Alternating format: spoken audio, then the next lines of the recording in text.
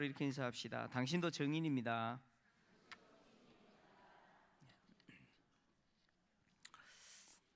예수의 부활을 믿는 모든 성도는 증인입니다. 할렐루야. 부활하신 예수님은 엠마오로 내려가던 두 제자에게 나타나셔서 구약 성경을 깨닫게 하시는 것으로, 자세하게 풀어서 설명하시는 것으로 예수님이 누구신지, 구약이 말하는 메시아가 누군지 알게 했을 뿐만 아니라 또 식사하실 때 그들의 눈을 밝히 여셔서 예수님을 알게 하셨습니다. 뿐만 아니라 모인 제자들에게 나타나셔서 직접 부활하신 몸을 보이시고, 심지어 만져보라, 만지는 것을 통해서 예수님은 영으로 부활하신 것이 아니라 육체로 부활하셨다라고 하는 것을 확신시켜 주셨습니다.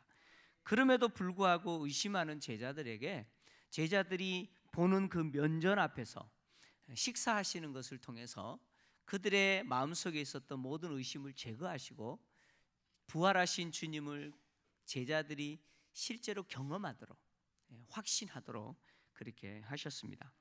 그런 후에 오늘 본문의 내용은 이제 예수님께서 제자들로 하여금 구약 성경이 당신에 대해서 기록한 것이고, 또 당신의 생애와 가르침과 그리고 죽음과 부활, 그리고 앞으로 일어나게 될 그 승천을 통해서 성취되었다라고 하는 것을 알게 하신다. 그리고 그것을 통해서 증인의 사명을 주신다라고 하는 내용이 오늘 본문의 내용입니다.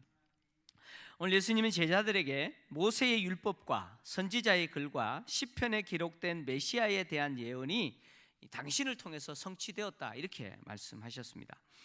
예수님이 언급하신 모세의 율법, 선지자의 글, 그리고 이 시편은 구약 전체를 지칭하는 겁니다. 구약 39권을 지칭하는 것인데, 예수님 당시 유대인들이 구약 성경을 구분할 때 때로는 두 부분으로, 때로는 세 부분으로 구별했습니다. 구분할 때 어떻게 구분했느냐? 두 부분으로 나눌 때는 구약 성경을 율법과 선지서다, 이렇게 구분했어요. 그리고 세 부분으로 구별할 때는 율법서, 선지서, 시가서, 이렇게 구분했어요. 특히 이 사해사본이 발견된 그 사해 북쪽에 있었던 쿰란 공동체가 있습니다. 이 쿰란 공동체가 기록한 쿰란 문서에 의하면 이들은 구약 성경을 어떻게 구별했느냐? 모세의 율법과 선지자의 글과 다윗의 글, 이렇게 세 부분으로 구별했습니다. 근데 이 다윗의 글이라는 것이 바로 시편입니다. 시편.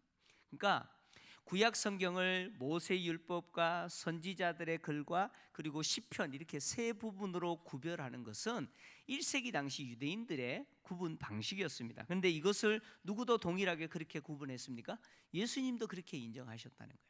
자, 무슨 이야기냐? 우리가 가지고 있는 구약 성경 39권이죠. 이 구약 성경 창세기부터 말라기까지의 이 구약 성경은 이미 예수님 당시 이전부터 유대인들에게 있어서 정경, 즉 하나님의 말씀으로 받아들여진 거예요. 그러니까 구약 39권은 하나님의 말씀으로 유대인들이 인정한 것이고, 또 그것을 누가 인정하셨어요? 예수님이 인정하셨다. 우리가 가지고 있는 이 구약 성경은 하나님의 말씀이다라고 누가 인정했느냐? 유대인도 인정하고 예수님도 인정하셨다는 겁니다. 그런데 이 구약 39권이 누구에 대해서 기록했다고요? 예수님에 대해서 기록했다는 거예요. 그래서 구약 성경의 주제는 누구냐? 주제는 예수님이에요. 구약 성경의 주제가 누구라고요? 예수님이라는 거예요. 그래서 구약 성경을 읽으면서 누구를 봐야 되느냐? 예수님을 보셔야 돼요. 또 다르게 이야기하면 예수님이라고 하는 안경을 쓰고 구약을 봐야 이해가 된다는 거예요. 여러분, 구약 성경을 읽을 때 예수님이라는 안경을 쓰고 구약을 읽으면요, 창세기를 읽으면 누가 보이는지 아세요? 예수님이 보여요. 모세오경을 읽으면 예수님이 보여요. 그리고 선지서들을 읽으면 예수님에 대한 이야기예요. 그리고 역사서도 마찬가지고요. 그리고 시편도 마찬가지예요. 예수님에 대해서 기록한 거예요. 구약 성경은 예수님에 대하여 예언과 모형이라고 하는 형식으로 기록되었습니다. 예언과 모형이 뭡니까? 실체를 그대로 본따서 만드는 것을 이야기하죠. 그러니까 예수님이라고 하는 실체를 말하기 위해서 모형으로 이야기하고 있는 것이 구약이라는 거예요. 그래서 예언과 모형이라고 하는 형식으로 기록되었는데, 몇 가지 말씀을 드리면 창세기에 보면은 여자의 후손으로 오실 구원자를 이야기합니다. 누구에 대한 이야기예요? 바로 예수님에 대한 이야기라는 거예요. 그리고 출애굽기를 보시면 6월절이 나오고 6월절 어린 양이 나옵니다. 그리고 더하여서 출애굽기에 보면 성막이 나옵니다. 다 누구에 대한 이야기예요? 예수님에 대한 이야기예요. 뿐만 아니라 레위기를 보시면은 기름 부음 받은 제사장이 나오고요, 제사 제도들이 나옵니다. 다 누구에 대한 이야기예요? 예수님에 대한 이야기라는 거예요. 절기들이 나옵니다. 다 예수님에 대한 이야기예요. 그리고 민수기를 보면은 장대에 달린 놋뱀이 있죠, 구리뱀. 다 누구에 대한 이야기예요? 예수님에 대한 이야기예요. 그리고 신명기에 보면은 모세와 같은 선지자를 보낼 거다. 누구에 대한 이야기예요? 바로 예수님에 대한 이야기라는 거예요. 그러니까 모세오경이 누구에 대해서 이야기하고 있느냐? 예수님 오실 그리스도 메시아, 바로 예수님에 대해서 이야기하고 있다는 거예요. 선지자의 글을 보면 기름 부은 자, 고난 받는 종, 누구에 대한 이야기예요? 바로 예수님에 대한 예언입니다. 또 시편을 보시면 의인이 고난받는 이야기가 주로 내용이에요. 시편의 내용은 의인이 고난당하는 이야기예요. 그 고난당하는 의인이 누굽니까? 바로 예수님에 대한 이야기예요. 그래서 바로 이 모세의 율법과 선지자의 글과 시편은 바로 예언과 모형이라고 하는 형식으로 예수님에 대해서 기록했는데, 그것이 실제 예수님의 생애와 가르침과 죽음과 부활, 그리고 앞으로 있을 승천을 통해서 성취된다는 거예요. 그리고 성취되었다는 거예요. 예수님은 이 사실을 제자들의 그 마음을 열어서 이제 깨닫게 하십니다. 오늘 보시면 본문을 보시면 마음을 열었다라고 이야기하는데, 이 마음을 열어, 이 열어라고 하는 단어가 디아노이고라고 하는 단어입니다. 디아노이고라는 단어인데, 이 단어가 어디에 한 번 더 사용되냐면 누가복음 엠마오로 내려가는 두 제자, 누가복음 24장 31절에 한번 사용됐어요. 누가복음 24장 31절을 보면은 엠마오로 내려가던 두 제자에게 예수님이 성경을 풀어서 가르쳐 주셨을 뿐만 아니라 식사하실 때에 그들의 눈을 어떻게 하셨어요? 눈이 밝아졌어요. 이 밝아져라고 하는 단어가 디아노이고, 열리고라는 단어예요. 그러니까 닫혀있던 그들의 눈이 어떻게 됐어요? 열렸다는 거예요. 열려서 누구를 알아봅니까? 그때까지 몰랐던, 지금까지 자신들과 같이 대화했던 그분이 부활하신 주님이라는 사실을 전혀 몰랐는데 눈이 열리니까 부활하신 주님이네, 알아봤다는 거예요. 바로 이때 이 디아노이고라는 단어가 사용됩니다. 누가는요, 이 단어를 사도행전에서 두 번 더 사용합니다. 사도행전에도 같은 의미로 사용해요. 사도행전 17장 3절을 보면 바울이 데살로니가의 지역에 가서 새 안식일 동안 유대인 회당에 들어가서 예수님이 바로 그 구약이 말하는 메시아다라고 증언할 때 이렇게 성경을 풀어 설명했어요. 구약 성경을 풀어서 바로 그리스도가 해받고 죽은 자 가운데 다시 살아날 것을 증언했다라고 할 때 바로 이 풀어, 뜻을 풀어라고 하는 단어가 바로 열어라는 단어입니다. 성경을 열었다는 거예요. 닫혀있던 성경, 읽어도 무슨 말인지 이해가 안 되는 그 성경의 본래 의미, 예수님에 대한 이야기라고 하는 사실을 뭐예요? 열어서 그 회당에 모인 유대인들에게 알게 했다, 이런 이야기입니다. 뿐만 아니라 이 단어를 사도행전 7장 56절에서 한 번 더 사용했는데, 이때는 어떻게 사용됐느냐? 스데반이 순교하기 전에 하늘이 열렸어요. 하늘이 열려라고 할 때 디아노이고, 이 단어가 사용됐어요. 하늘이 열려서 뭘 봅니까? 하나님과 하나님 우편에 서 계신 주님을 바라보았을 때 이 단어가 사용됐습니다. 그러니까 예수님이 제자들의 마음을 열었다라고 하는 것은, 지금까지 제자들이 구약 성경 몰랐겠어요? 잘 압니다, 그렇죠? 구약 성경, 유대인들은 기본적으로 구약 성경을 배우기 때문에 구약 성경의 내용을 모르는 게 아니에요. 아는데 참 의미를 몰랐다는 거예요. 몰랐는데 이제 예수님이 그 닫혀있던 제자들의 마음을 열어주셔서 구약 성경이 뭘 말하고 있는지를 알게 하셨다는 거예요. 뭘 말합니까? 누구에 대해서 이야기한 겁니까? 바로 예수님 당신에 대해서 한 이야기다, 기록한 거다라고 하는 것을 깨닫게 하셨다는 거예요. 자, 지금까지 제자들이 예수님이 2번에 걸쳐서 내가 죽을 것이다, 그리고 3일 만에 다시 살아날 거다, 이렇게 예고하셨는데도 불구하고 제자들이 눈이 어두워서 알지 못하고 깨닫지 못했다라고 말했을 때 바로 이런 거예요. 제자들은 눈이 가렸었어요. 그래서 아무리 예수님이 설명했는데도 불구하고 알지 못했어요. 그러나 이제 예수님이 그들의 닫혀있는 눈, 마음을 열어주셔서 뭘 깨닫게 하십니까? 구약 성경이 예수님에 대해서 기록한 거다라고 하는 사실을 깨닫게 하셨어요. 그들이 이제 깨닫게 되었다는 거예요. 하나님이 무지한 인간의 눈을 열어서 성경의 의미를 깨닫게 해주시지 않으면 아무리 성경을 많이 읽어도 모릅니다. 모릅니다. 여러분, 성경 많이 읽는다고 예수님이 보이는 거 아니에요. 예수를 믿어야 성경이 보여요. 믿습니까? 정말 예수가 믿어져야지 구약 성경의 의미가 깨달아집니다. 또 다르게 이야기하면 성령이 우리 가운데 오셔서 우리 마음을 열어서 구약 성경이 말하고 있는 그 내용들이 예수님에 대해서 말씀하신구나 믿게 하셔야 믿어진다는 거예요. 믿어진다는 거예요. 하나님이 닫힌 우리의 눈을 열어서 성경을 깨닫게 하시는 사역을 하시는데 바로 그 하나님의 사역은 성령이 하시는 사역이에요. 물론 지금 본문에서 제자들에게는 누가 그 일을 하셨습니까? 예수님이 직접 하셨어요. 그렇죠? 예수님이 직접 제자들의 눈을 열어서 성경이 예수님에 대해서 기록한 거다라는 것을 깨닫게 하셨지만 예수님이 승천하신 이후에는 누가 하십니까? 그 일을 성령이 하신다는 거예요. 그래서 요한복음 15장 26절을 보면 이렇게 기록하고 있죠. 한번 같이 읽습니다. 시작.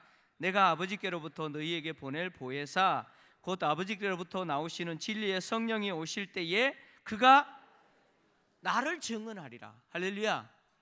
그가 자의로 말하지 않는다라고 또 이야기합니다. 성령이 본인 생각 이야기하는 것이 아니라 아버지께 받은 것, 그리고 예수께서 이미 말씀하신 것을 제자들로 하여금 깨닫게 하시고 하나님이 이미 선지자들과 모세와 또 시편을 통해서 기록된 그 말씀을 제자들로 하여금 그리고 그 읽는 자들로 하여금 깨닫게 하셔서 눈을 여셔서 깨닫게 하시는 것을 통해서 누구를 보게 하세요? 예수를 보게 하신다는 거예요. 성령이 구약 성경을 갖고 누구를 증언하시느냐? 예수를 증언하신다는 거예요.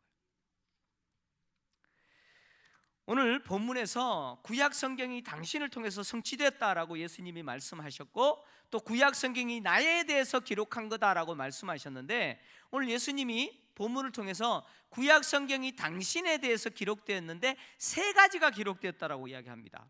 첫째, 무엇이 기록되어 있느냐? 구약 성경은 메시아가 고난당한다라는 것이 기록됐다는 거예요. 메시아가 고난당한다라고 하는 내용이 구약에 기록되었다는 거예요. 자, 의인이 고난받는다라고 하는 주제는 시편의 주제죠. 고난당하는 의인의 이야기입니다. 바로 시편의 주제입니다. 이런 의미에서 시편은 누구에 대한 이야기예요? 예수님에 대한 이야기예요. 예수님을 이야기합니다. 고난받는 메시아에 대한 이야기예요. 그러나 예수님 당시 유대인들, 1세기 유대인들은요, 그 누구도 메시아가 고난당한다라는 생각을 하지 못했어요. 왜요? 그들은 눈이 가려서 성경이 말하는 걸 몰랐어요. 시편이 고난당하는 의인에 대한 이야기인 건 아는데 그 고난당하는 그 의인이 메시아에 대한 예언이다라는 것을 몰랐다는 거예요. 그래서 그 당시 누구도 고난당하는 메시아를 기다리지 않았어요. 그래서 누구를 배척해버렸습니까? 예수님을 거절했다는 거예요. 그리고 지금도 거절하죠. 지금도 거절합니다. 그러나 바로 시편은 고난당하는 메시아에 대한 이야기입니다. 뿐만 아니라 모세의 율법과 선지자의 글도 마찬가지예요. 모세의 글, 레위기에서 말하고 있는 제사제도 고난당하는 메시아에 대한 이야기예요. 짐승이 죽는 거 고난당하는 메시아에 대한 이야기예요. 선지자들이 기록한 고난당하는 종, 다 고난당하는 메시아에 대한 이야기예요. 바로 고난당하는 메시아에 대한 예고가 모세의 글과 또 선지자 그리고 시편에 기록된 예수님에 대한 이야기라는 거예요. 두 번째, 구약에서 예수님에 대해서 기록했다라고 예수님 말씀하는데 무슨 내용이 기록됐느냐? 바로 메시아의 부활이 기록됐다, 이렇게 이야기했어요. 구약 성경은 무엇이 기록되어 있다고요? 메시아가 부활할 거다, 다시 살아날 거다라고 하는 것이 기록됐다는 거예요. 자, 창세기를 보면 이것이 기록되어 있어요. 창세기에 보면요, 예수님의 부활 사건이 기록되어 있어요. 어딘지 아세요? 예. 창세기 예수님의 부활 사건이 기록되어 있다니까요. 어디지? 예. 자, 창세기에 보면요, 하나님이 아브라함에게 네 사랑하는 독자 아들 이삭을 어떻게 하라고요? 내가 지시한 산에 가서 바치라 그럽니다. 근데 아브라함이 어떻게 하죠? 즉시 순종하죠. 순종해서 이삭을 데리고 3일 길 갑니다. 그리고 하나님이 지시한 모리아산입니다. 지금 예루살렘이에요. 예. 그 모리아산에 가서 이삭을 어떻게 합니까? 제물로 바칩니다. 주저하지 않아요. 그렇게 제물로 바치는데 이 사건이 무슨 사건이냐? 부활 사건이라는 거예요. 바로 메시아가 부활할 것이다라고 하는 예고하는 예언 사건이라는 거예요. 자, 그래서 히브리서 11장 9절에서 히브리서 저자가요, 이 사건을 이렇게 표현했어요. 한번 같이 읽을까요? 시작. 그가 하나님이 능히 이삭을 죽은 자 가운데서 다시 살릴 줄로 생각한지라. 비유컨대 그를 죽은 자 가운데서 도로 받은 것이니라. 아멘. 할렐루야. 지금 아브라함이 이삭을 하나님 앞에 바치면서 무엇을 생각하고 있었어요? 다시 살아날 거다라고 하는 것을 생각하고 있었다는 거예요. 바로 이거 부활을 이야기합니다. 그러니까 이삭의 사건, 모리아산에서 아브라함이 이삭을 바치는 사건을 통해서 하나님은 무슨 그림을 거기에 담아놨냐면 십자가 사건을 담아놓은 거예요. 아브라함의 사랑하는 독자 이삭을 바친 것처럼 하나님이 당신이 사랑하는 독자 예수를 모리아산, 그 예루살렘에서 어떻게 해요? 우리를 대신해서 바치는, 그래서 다시 살아나게 하는 그 사건이 창세기에 이미 뭐예요? 예고하고 있다는 거예요. 뿐만 아니라 시편을 보면 공식적으로 이것을 기록하고 있죠. 시편 16편 10절을 보면 이렇게 시인이 이렇게 기록합니다. 같이 한번 읽습니다. 시작. 이는 주께서 내 영혼을 수월에 버리지 아니하시며 주의 거룩한 자를 멸망시키지 않을 것임이니이다. 아멘. 이 이야기는 다윗의 시입니다. 다윗이 이렇게 이야기했는데 다윗이 자기에 대해서 이야기한 게 아니에요. 이제 사도행전에 가면 사도들이 예수의 부활을 증언하면서 이 구절을 인용할 겁니다. 자, 다윗은 이미 죽어서 그 묘가 이스라엘 중에 있어요. 근데 다윗이 뭐라고 표현했느냐? 주께서 내 영혼을 스올, 죽은 자가 가는 곳이에요. 그곳으로 가지 않게 할 거라는 거예요. 다시 살릴 거라는 거예요. 그럼 다윗은 죽었어요. 그죠? 여전히 묘가 있어요. 그러니까 다윗은 이것을 자기에게 대해서 이야기한 것이 아니라 누구에 대해서요? 오실 메시아에 대해서 이야기했다. 메시아가 다시 살아날 것, 하나님이 그를 다시 살리실 것을 다윗이 이야기했다는 거예요. 뿐만 아니라 시편은요, 예수의, 그러니까 오실 메시아의 죽음, 다시 메시아가 죽으시고 다시 살아나는 것만 기록한 것이 아니라 그가 하나님 우편에 앉으실 것을 기록했어요. 시편 110편 1절이 바로 그겁니다. 한번 같이 읽겠습니다. 시작. 여호와께서 내 주에게 말씀하시를 내가 내 원수들로 내 발판이 되게 하기까지 너는 내 오른쪽에 앉아 있으라 하셨도다. 아멘. 이거 예수님이 바리새인과 유대인들에게 질문했던 내용이죠. 그죠? 예. 한번 봤잖아요. 그죠? 무슨 이야기냐면 다윗이 자기에 대해서 이야기한 게 아니에요. 다윗이 자기가 하나님 우편에 앉겠다라고 이야기한 게 아니에요. 이것은 메시아 그분이 어디에 앉으실 거라고요? 하나님 우편에 앉게 되실 거다. 바로 승천을 통해서 하나님의 영광, 하나님의 권위와 하나님의 능력, 그것을 다시 회복하실 것이다 라고 하는 것을 다윗이 예언으로 기록해 놨다는 거예요. 바로 이 시편이 예수님의 부활과 승천까지 이미 뭐예요? 이미 기록해 놨다는 거예요. 그 예수님이 이 이야기를 하시는 거예요. 구약은 메시아의 부활 그리고 성천까지 이미 기록됐다는 거예요. 그것이 나를 통해서 이미 이루어졌다는 거예요. 그리고 또 구약은 무슨 내용이 기록되어 있느냐, 나에 대해서 기록된 그 내용이 어떤 내용이 기록되어 있느냐. 세 번째, 예수님이 고난받고 죽으시고 다시 살아날 것뿐만이 아니라 그 이름으로, 예수 이름으로 죄 사함을 받게 하는 회개가 예루살렘에서부터 시작해서 어디까지요? 땅끝까지, 모든 민족, 모든 족속에게 전파될 거다라고 하는 것까지 어디에 기록되어 있다고요? 이미 구약에 기록되어 있다는 거예요. 자, 무슨 이야기냐? 여기서 예수님이 말씀하신 그 이름이라고 하는 것은 예수의 이름을 이야기합니다. 예수 이름을 이야기를 하는데, 예수님은 예수의 이름으로 죄 사함을 받게 하는 회개가 땅끝까지 전파될 거다, 이거 구약에 기록됐다, 이렇게 말씀하셨는데, 그 이름, 예수의 이름은 구약적으로 말하면 여호와의 이름이에요. 그러니까 여호와의 이름을 부르는 자, 여호와의 이름으로 죄 사함을 받게 하는 회개에 대한 선포가 선지자들의 입을 통해서 선포되었어요. 그래서 선지자들이요, 끊임없이 하나님을 떠난 이스라엘 백성들을 향해서 외쳤던 게 뭐냐면 여호와의 이름으로 돌아오라는 거예요. 여호와의 이름으로 돌아오라. 누구든지 여호와의 이름을 부르는 자는 구원을 얻을 거다, 이렇게 외쳤다는 거예요. 대표적인 선지자가 요엘 선지자입니다. 요엘서 2장 28절에서 32절까지 보면, 32절까지 내용은 뭐냐면 내가 마지막 날에 내 영을 부어줄 거라는 거예요. 남종과 여종에게 부어줄 거라는 거예요. 그래서 환상을 보고 예언을 하고 꿈을 꾸고 이런 일들이 일어날 거라는 거예요. 그러면서 32절에 뭐라고 이야기하고 있느냐? 32절 같이 읽습니다. 시작. 누구든지 여호와의 이름을 부르는 자는 구원을 얻으리니 이는 나 여호와의 말대로 시온산과 예루살렘에서 피할 자가 있을 것이며 남은 자 중에 나 여호와의 부름을 받을 자가 있을 것임이니라. 아멘. 여러분, 이것처럼 요엘 선지자처럼 끊임없이 선지자들이 외쳤던 게 뭐냐? 여호와의 이름으로 다시 돌아오라는 거예요.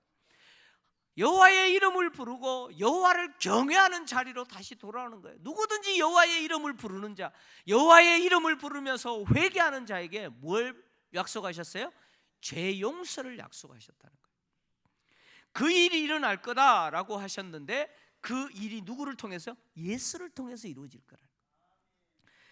그래서 하나님의 이름, 즉 하나님이 높이신 예수의 이름을 부르고 회개하는 자에게 하나님이 죄 용서를 해주겠다라고 하시는 이 내용이 구약에 기록되어 있고, 이것이 이 십자가 사건을 통해서 성취되었다는 거예요. 하나님께서 죄로 인해서 하나님을 떠난 인간을 구원하시는 그 거대한 구원 계획이 바로 이거라는 거예요. 바로 예수를 통해서 십자가에 인간의 죄를 대신해서 죽게 하시고 다시 살아나게 하시고, 그 예수의 이름을 부르고 예수를 영접하는 자에게 죄를 용서해 주시는 은혜, 이것이 하나님이 계획하신 구원 사건이라는 거예요. 여러분, 회개라는 것이 뭐예요? 회개라고 하는 것은 죄를 시인하는 것뿐만 아니라 완전히 돌이키는 거예요. 가던 길을 완전히 유턴해서 다시 돌아오는 게 뭐예요? 그게 회개라는 거예요. 하나님을 떠난 인간이 예수의 이름을 부르면서 회개하고 다시 하나님께로 돌아오는 것, 이것이 하나님이 예수님을 통해서 계획하신 인간들의 구원이라는 거예요. 이것이 구약에 기록되어 있다는 거예요. 여러분, 죄 사함을 받게 된 사람에게 주어지는 것이 하나님과 바른 관계가 형성되는 거겠죠. 그럼 죄 용서 받으면 하나님과 바른 관계가 형성됩니다. 자, 무슨 이야기냐면 죄라고 하는 것이 하나님과 바른 관계에 있던 이 관계를 깨뜨려 버렸어요. 그렇죠? 그래서 하나님과 관계가 틀어지게 만든 것이 죄입니다. 하나님과 관계에서 장애물이 뭐예요? 죄라고 하는 거예요. 근데 이 죄가 예수의 이름으로 용서받고 나면 비로소 하나님과 관계가 다시 바로 세워지는 거죠. 여러분, 하나님과 관계가 바로 세워지면 어떤 은혜가 있습니까? 하나님의 능력과 하나님의 권능을 우리가 덧입게 됩니다. 다시 말씀드리면 죄 사함을 받게 되면요, 사람이 어둠에 있다가 어디로 가느냐? 하나님의 그 찬란한 영광의 빛 가운데로 들어가요. 여러분, 죄 용서 받으면 그런 은혜가 있어요. 어둠에 있다가 영광의 빛 가운데로 들어갑니다. 그래서 누가복음 1장 79절을 보면 세례 요한의 아버지 사가랴가 요한의 뒤를 이어서 올 그 그리스도 메시아는 어떤 분이냐? 이런 분이라고 이야기합니다. 누가복음 1장 79절 같이 읽습니다. 시작. 어둠과 죽음의 그늘에 앉은 자에게 비치고 우리 발을 평강의 길로 인도하시리로다 하니라. 아멘. 자, 오실 메시아는 누구냐? 요한이 길을 예비하고 그 길을 따라서 오실 그 메시아는 누구냐? 하나님의 은혜의 해, 그 영광의 광채를 비추어서 어둠과 죽음의 그 사망의 그늘에 있던 자들로 하여금 무슨 길을 보여줍니까? 하나님의 그 찬란한 영광의 빛 가운데로 들어갈 수 있는 길을 보여주는 거예요. 그래서 죄 용서받고 하나님의 영광 가운데로 나아가게 만드는 분이 누구예요? 바로 예수 그리스도라는 거예요.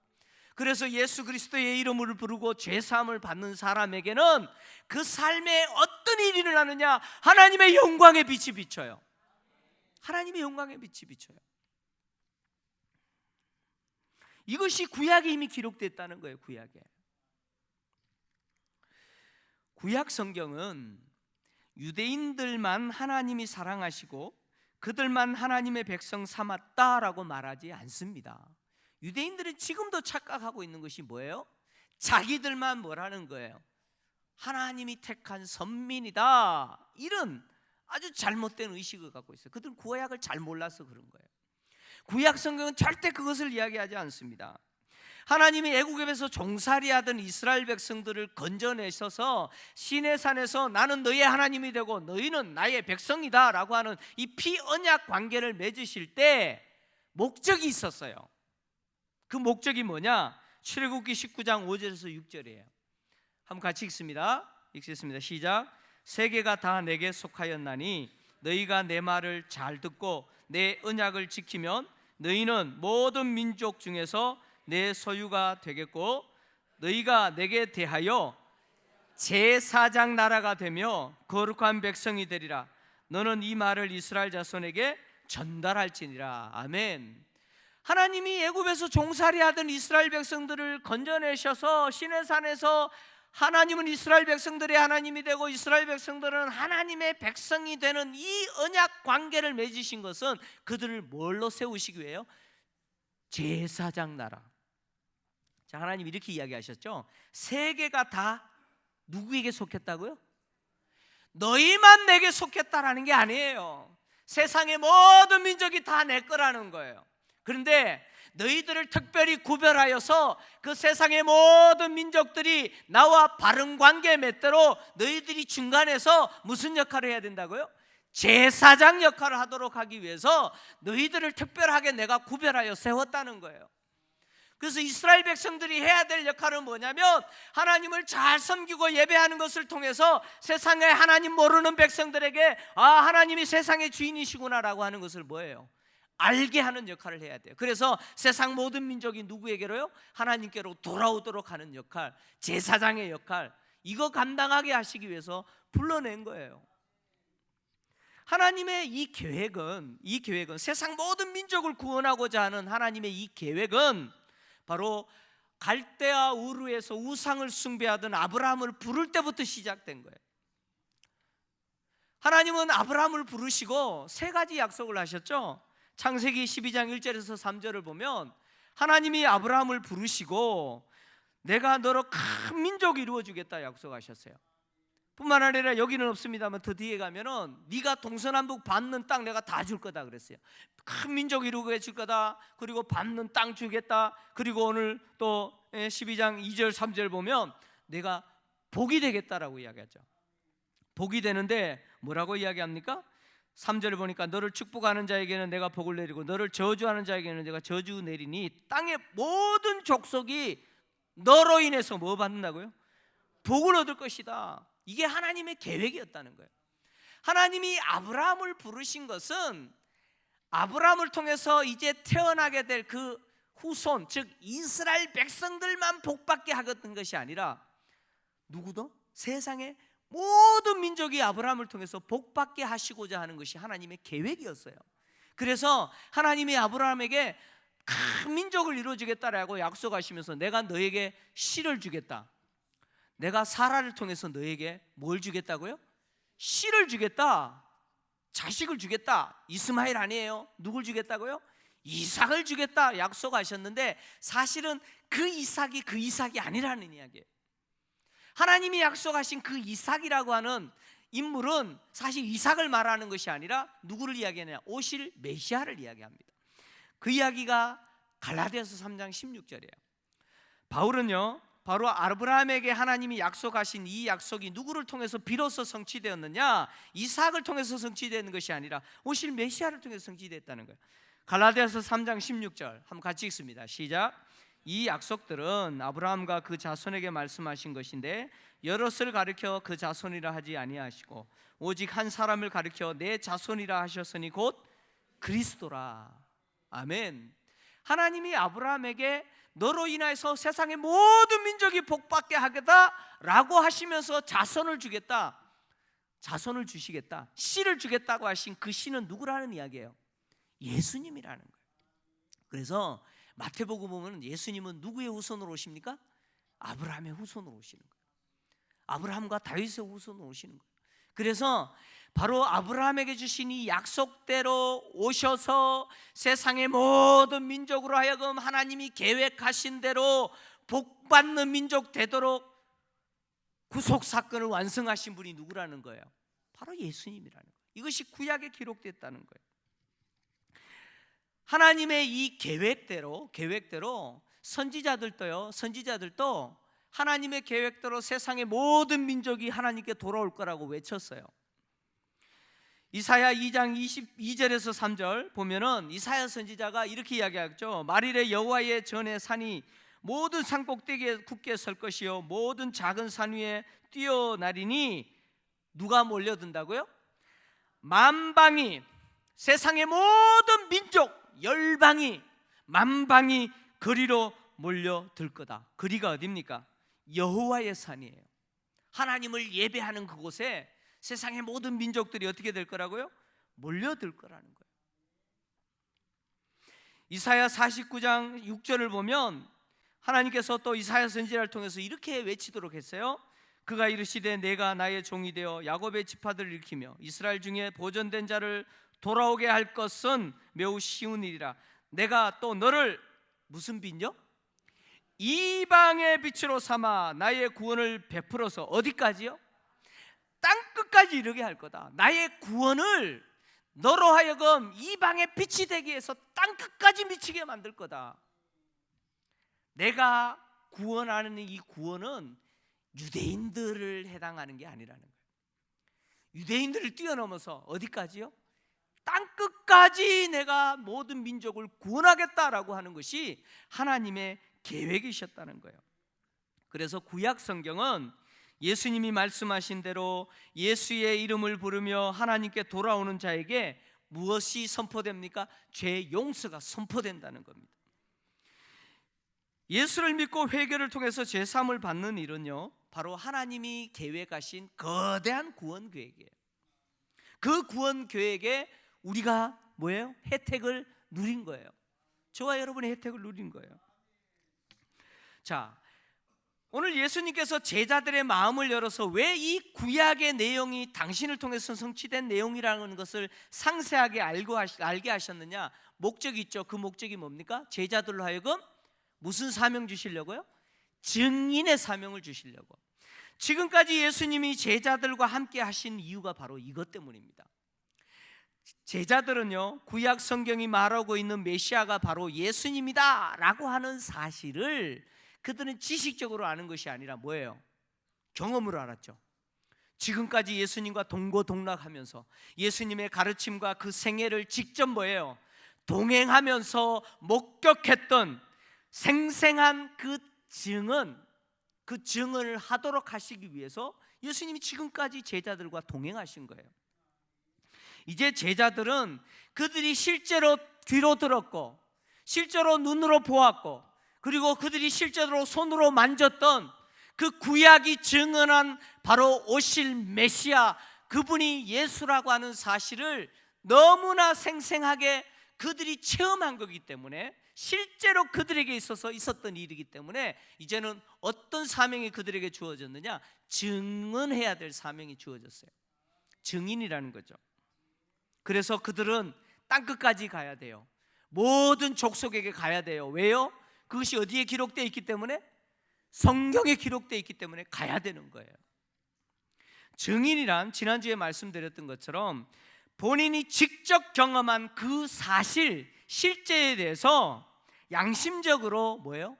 진술하도록 명령받은 사람이 증인이에요. 그래서 증인은 거짓말하면 됩니까? 안 됩니까?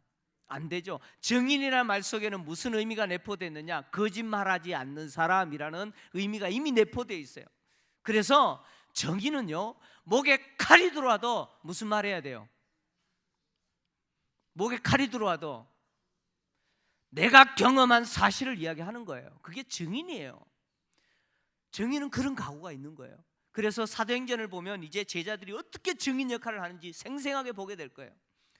여러분, 근데 예수의 부활을 너무나 확실히 경험한 제자들에게, 그들에게 있어서 죽음조차도 예수의 부활을 부정하지 못하게 하는 증인의 역할을 했어요.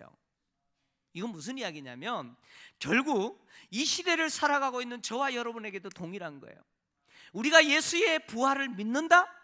예수의 부활이 내가 받아들여진다? 나는 믿고 싶지 않은데 성령이 내 속에 오셔서 부활하신 예수님이 구약 성경이 말하는 바로 하나님이 우리를 죄에서 구원하실 구원자라고 하는 사실이 믿도록 하셨다? 그래서 믿어진다?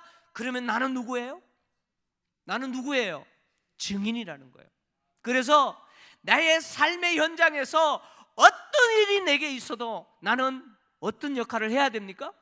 증인 역할을 해야 돼요. 세상을 두려워하지 않습니다. 증인은 자기가 보고 자기가 실제로 아는 사실에 대해서 말하는 데 있어서 목에 칼이 들어와도 두려워하지 않아요. 그게 증인이에요. 여러분, 세상 두려워하지 마십시오. 내가 예수 믿는 사람답게 사는 일에 대해서 주저하지 마세요. 정말 내가 예수의 부활을 믿는다면 당당하게 세상에 대해서 부활을 믿는 제자답게 사십시오. 이 삶이 여러분들에게 증인의 역할을 하게 만듭니다. 그래서 그런 삶을 보고 또 다른 사람이 여러분 때문에 예수를 믿는 거예요. 이런 삶이 저와 여러분에게 있기를 주의 이름으로 축원합니다. 하나님 아버지,